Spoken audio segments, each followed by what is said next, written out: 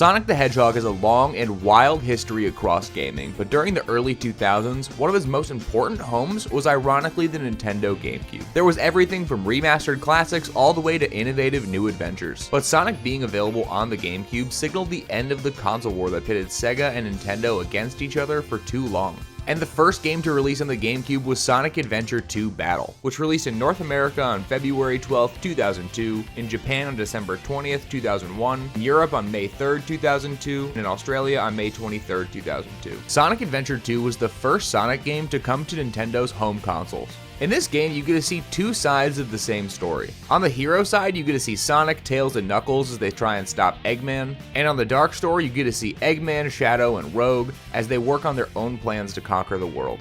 And this was a great idea, not only because you got two campaigns for the price of one, but you got to experience the same story from both sides. Normally, you only get to see a hero's perspective, but it was a great change of pace that got deeper into the story than ever. And we were also introduced to Shadow the Hedgehog for the first time, so I can't complain at all. Unlike classic Sonic games that were all about speed, Sonic Adventure breaks the gameplay into three distinct styles that vary depending on who you're playing as. Sonic and Shadow stages are fast-paced, adrenaline-packed levels where you race to the finish line. Tails and Eggman offer a more slow-paced, third-person shooter style. They had you piloting mechs through enemy-filled levels, which was different for the series, and it had its own fun to it. And of course, you have Knuckles and Rogue stages, which were entirely treasure hunting levels, searching for hidden gems and clues using a radar. Man, I hate this part! Having a variation of different ways to play was awesome, even if playing as Knuckles and Rogue made me want to chug olive oil. But playing as a wide variety of characters made this game really stand out, and it prevented it from being too monotonous at any point. Sonic Adventure 2 was full of iconic moments. City Escape is one of the best first worlds in all of gaming. Having to skate away from a giant truck that was chasing you down was extremely iconic. Introducing Shadow the Hedgehog, who quickly became one of the most popular characters in the entire series, is something that can't be forgotten. And being a Sonic Adventure game, the high-speed action stages were great. The sense of speed and challenge made them really addicting and fun to play even all these years later. But the best feature had to be the Chow Garden. It was really a pet raising mini game more than anything else, but I played this for hours and hours, trying to selectively breed and train my chows to make a Chow Michael Phelps. But of course, not everything was perfect. The treasure hunting stages were awful and frustrating. They would give you cryptic hints that were written in the form of a spell, so it was confusing to even understand what they were saying, let alone gain anything from it. It's like I was hunting the Zodiac, but with confusing level design, and it made me feel like I was going insane. And the mech stages were fun, but they did feel a little slow and out of place for a game series that made you want to go fast. But being able to play as Eggman really counters that out.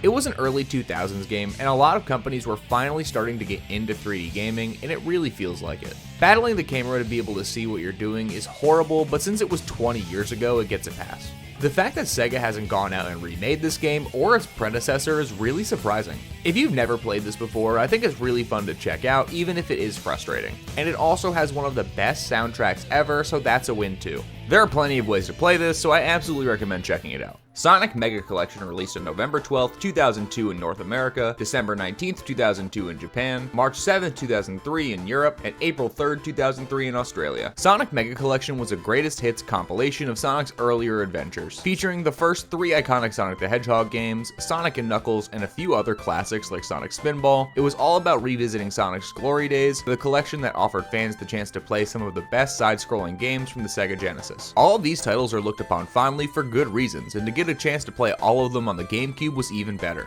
There was even some extra fun stuff, like unlockable artwork and comics that gave a bit of history about the development of the Sonic games. These are all older titles, and they were ported over as a compilation, which was something that Sega does better than anyone else. And having access to these older titles on the GameCube was a genius idea, because it gave longtime Nintendo fans the ability to play some older Sonic games they may have missed. Wow, they finally have Sonic on a Nintendo console. Oh my god, they hit the second tower. I'm fairly certain that everybody who had a GameCube had this game. Being the parent and having the ability to buy either one game or buying a collection of games for a similar price was an immediate decision to buy all of the games. You get a lot more to play, even if all of the titles are a little bit older. It had Sonic on the cover, so you knew you were at least getting some Sonic games. And it makes sense.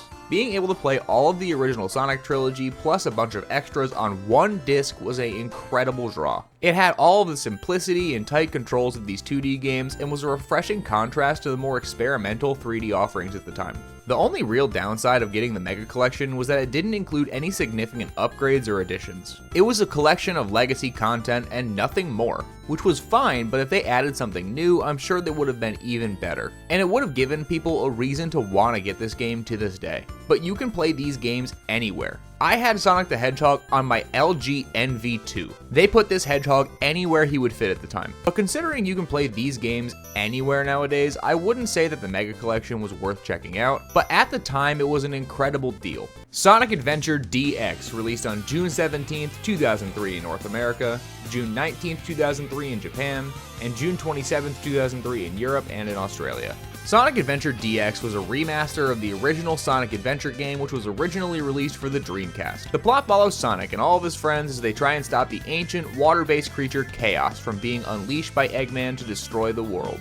Each character has their own unique perspective on the story, from Sonic's high-speed action to Amy's evasion stages and Big the Cat's fishing adventures. I would take a bullet for this man. Just like Sonic Adventure 2, DX mixes up the gameplay with multiple characters, each with their own style, which was refreshing because going fast can get stale after a while. Sonic's levels, of course, focus on speed, while Tails were more about flying and racing, and Knuckles once again hunts for pieces of the Master Emerald. Oh, come on, not again. Bringing this game over to the GameCube was an absolute no-brainer. Most people didn't own a Dreamcast, and I can't blame them. I didn't get mine until years after it was discontinued, so I originally played this game on the GameCube, and it was one of my favorite games growing up. But the people I know who had a Dreamcast loved going back to this world on the GameCube. Getting to select different Sonic characters to play as was a nice touch, and as much as people don't like Big the Cat's levels, I loved these as a kid, and I will stand on my nostalgia high horse as long as I can. I will say it's weird seeing Sonic characters walk around a realistic looking city. The graphics were not good enough at the time to make it really work like it does now for games like Mario Odyssey, but it really doesn't take me out of the experience all that much.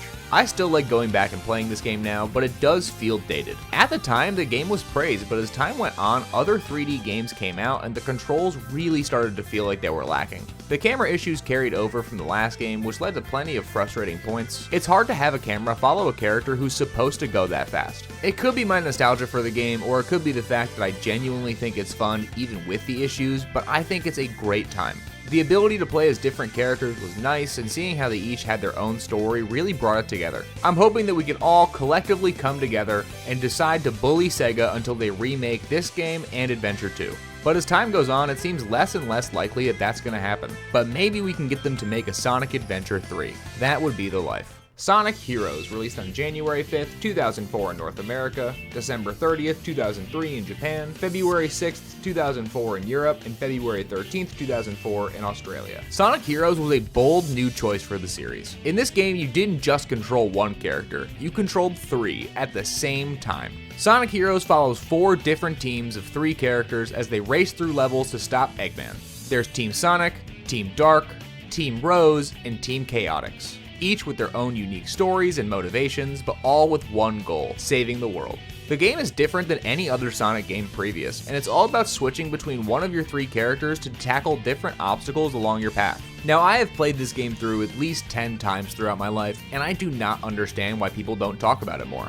Getting to play as 3 characters at once made for really fun levels. Speed characters like Sonic and Shadow can handle the fast-paced sections, where power characters like Knuckles and Big get to smash through enemies and obstacles. You could even fly around with characters like Tails and Cream to reach higher areas. Now, I recognize that a lot of the levels didn't make great use of this idea, and if they made better choices with the level design, I'm sure they could have made something that was even better. But this game is so much fun. Each team plays a little bit differently, and it offers a good amount of variety and challenge to get through the levels, and it makes playing through every story even more engaging. The idea of team-based gameplay added a new level of strategy to the series, and it was desperately needed. The colorful, high-speed levels captured the spirit of the classic games, all while adding something that was fresh with the new team mechanics. And of course, the music, as always, was an absolute banger and made this game really stand out as one of the best Sonic games of all time to me. But of course, I probably have a large nostalgia bias. They have so many good older Sonic IPs that are just sitting around that they could make use of, but they're not, and I don't understand it. Now, I will say that this game does have some faults though. The team system was not for everybody. The constant switching between characters can be disruptive to the flow of the game, especially in tight platforming areas. The controls could also be pretty imprecise, and it led to some pretty frustrating parts, especially towards the end. And the Team Chaotix levels were just way too different. They took a slower, more mission-based approach that didn't fit as well as the other teams did. The number one complaint though is that the level design does not hold up. When you have a team of 3 characters, all with their own unique abilities, you would expect that the levels would want to push the player to combining all 3 abilities to reach different areas. And it led to the team system feeling more like an afterthought than it did anything else. But overall, even with its issues, it still offered some of the most unique Sonic adventures that have ever gotten released, and it's genuinely one of the most slept on games in the entire series. If you've never played it, I really do recommend it, and I think it's worth checking out. The Sonic Gems collection released on August 16th, 2005 in North America, August 11th, 2005 in Japan, September 30th, 2005 in Europe, and September 29th, 2005 in Australia. The Sonic Gems collection was Sega's way of giving fans access to some of Sonic's rarer and more obscure titles. It included games like Sonic CD, the fan favorite that originally released for the Sega CD, On the what? and some other titles that also released on different Sega consoles. The quality of the games in the Gem collection varied pretty widely. Of course, Sonic CD brought the classic 2D platforming with a time travel twist, allowing Sonic to travel between past, present, and future to change the outcome of each level. This is a fan favorite for many reasons. It was visually impressive, and the game just is fun to play. But the other titles that were included just don't really make sense to me. Sonic R is a foot racing game where you control Sonic and other characters in a fast-paced racing sim, and it really stinks. It was just really slippery feeling, with the races feeling like they were a pain to control the entire time. I understand what they were going for at the time. Having a Sonic racing game where he runs on foot makes sense. He's already super fast, why would he need a car or anything else? But it's like they covered him in baby oil before he started racing. It is just not a fun time. And then there's Sonic Fighters, which is a basic 3D fighting game that pits Sonic characters against each other in a simple brawler format, which is fine, but it's still kind of boring. It really didn't do anything to make it stand out, and it felt like it was lacking in any areas that would make it a fun fighting game. It was like Rock'em Sock'em Robots for Sonic, and I don't think that translated well into a video game. But having Sonic CD made the collection worth it to a point. People had been waiting for the opportunity to play one of the best 2D Sonic games on a new console. Sonic CD had great level design, beautiful animation, and a great soundtrack. And the inclusion of rarer titles like Sonic R and Sonic Fighters added to the appeal even if the games were really bad. They really couldn't port anything else over, considering most of the other games were available in the Mega Collection, so it felt lacking by comparison.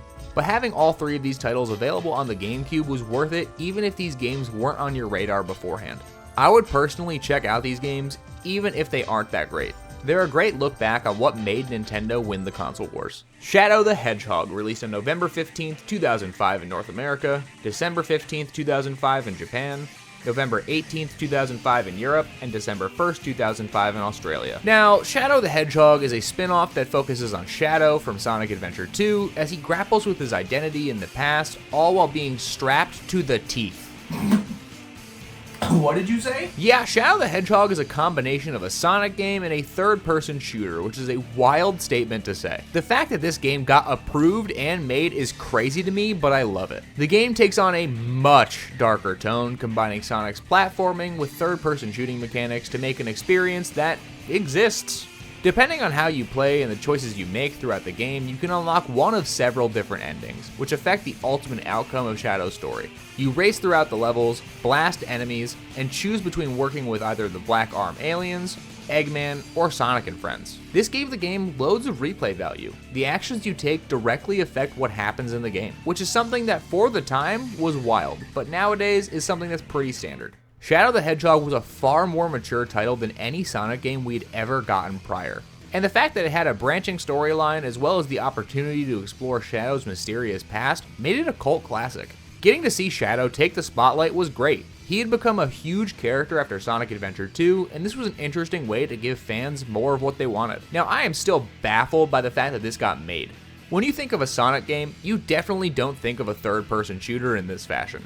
It definitely clashed with the fast-paced, lighthearted nature of the franchise. The controls don't really hold up all that well, and the levels are often pretty repetitive with just running and blasting through everything in sight. But overall, this game was so different and is truly a one-of-the-kind game. It is 100% worth checking out if you can get your hands on it. Sonic Riders released in North America on February 21st, 2006, Japan on February 23rd, 2006, in Europe on March 17th, 2006, and Australia on March 23rd, 2006. Sonic Riders is the fast-paced hoverboard racing game that brought high-speed competition into the Sonic universe. Sonic and friends have entered a mysterious Grand Prix, only to discover that Eggman is secretly hosting an event to find the best racers to help him obtain the legendary Chaos Emeralds. Along the way, you race against the new Babylon Rogues, a group of bird-like people led by Jet the Hawk. Now, this is what Sonic R should have been. It's a clean racing game that's an interesting take on the format. The gameplay in Sonic Riders is all about high-speed racing on hoverboards. Players race through twisting and winding tracks, pulling off tricks and collecting rings. Each character has his own class: speed, flight, or power, allowing them to fly through different paths on the tracks. Sonic Riders brought a fresh spin into the Sonic racing formula. The fast-paced racing mechanics and the vibrant, futuristic track design really made it stand out from other racing games on the market. The inclusion of multiple character types and different paths added to the depth of the races, and the air meter gave the game a strategic edge.